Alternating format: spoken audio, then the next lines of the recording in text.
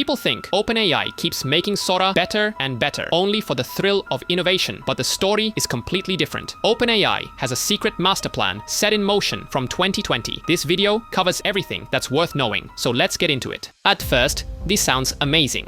OpenAI just launched Sora 2, an upgraded video and audio generator. The clips look shockingly real. Now, no more basketballs, teleporting into hoops or skateboards, bending like rubber. If someone misses a shot, the ball bounces off the backboard. Just like in real life, the technology is wild. But here's the twist.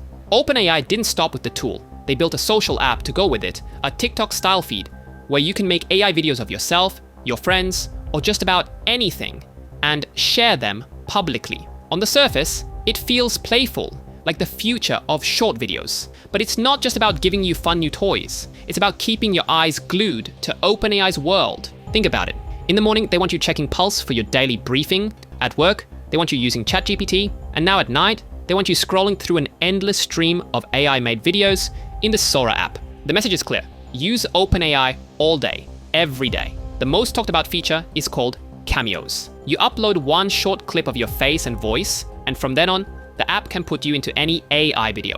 You can even let your friends use your cameo, so they can drop you into their clips. At first, that sounds like a fun party trick, but it also means your likeness can be copied and remixed in ways you may not control. Even if you trust your friends, there's always the chance of misuse. And once it's out there, it's out there. Yes, there are parental controls. Yes, you can revoke access. But history shows these guardrails don't stop bad actors. Non-consensual AI videos are already a huge problem online, and Sora could pour fuel on that fire.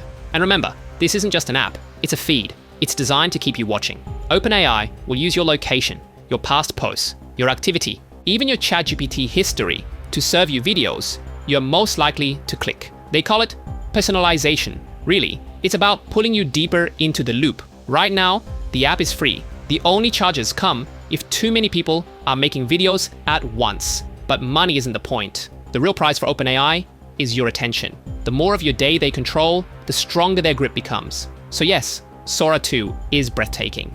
The videos look better than anything we've seen yet. But the bigger story is not about the realism of the videos. It's about the realism of OpenAI's strategy. And that strategy is simple. Keep you inside their world all day, every day.